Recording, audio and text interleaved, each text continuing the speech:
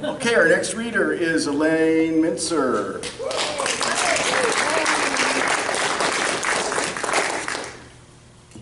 Thank you, Rain Dog, and thank you for another beautiful collection.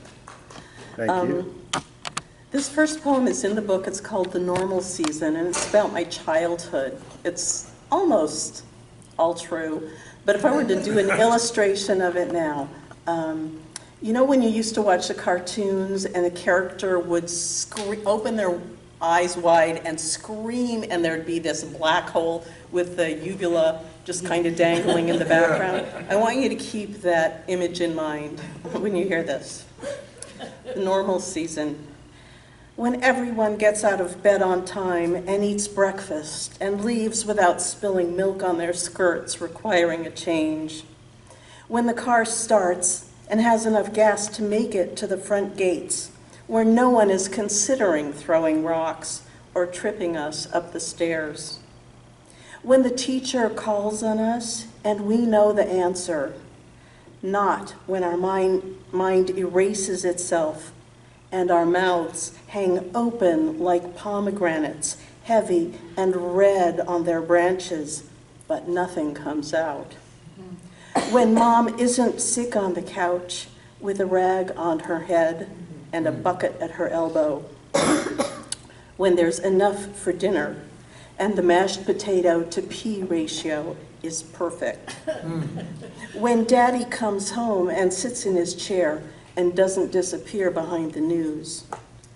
When the wind rustles the curtains and mom tells dad we should putty the windows, and he says maybe this weekend, and the cool thread of that wind finds its way under our pajamas so we're ready to jump under the covers to keep warm. And when the days slip one into the next, and the seasons and the years when we don't fall and split open, scattering dark stains on the pavement.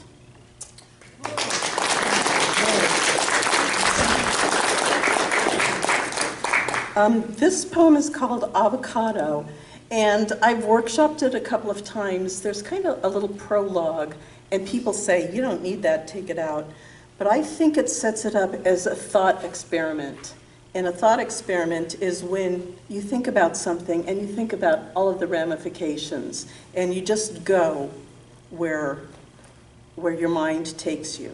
So, think of a seed: sesame, cumin, flax. Think of a bean: garbanzo, navy, soy.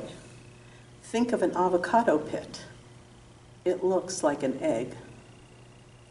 Mash the green flesh, dust it with the salt our bodies crave. Show your child how to suspend an avocado pit on 3 toothpicks over a jar of water. Let it float, half in, half out. Watch it cleave and search for solid ground. See roots grow threads, and threads grow fat and tangled and fill the jar until green bursts from the pointy end to grow tall and leafy. Describe it as rangy. When a circle of algae greens a ring around the glass, talk about planting it in the garden. Then plant it, or don't.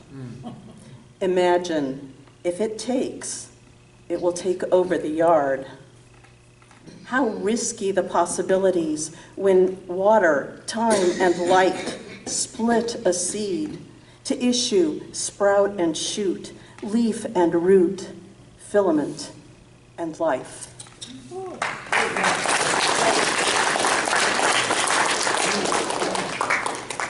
And here's the last little poem. It's called 3:43 a.m. I hear him say, I hate you, and wonder if I should wake him, ask if he's dreaming about work or someone further back in his hellish past. But sleep is so dear. 3:45, I roll over to see him on the edge of the bed, a dark shadow slouched in a dark room, so I ask who he was dreaming about, And he says, I wasn't dreaming. I say, I heard you. And he says, you were dreaming. I was downstairs for an hour. I had some cinnamon toast. He leans over to kiss me, and his breath is butter in the dark.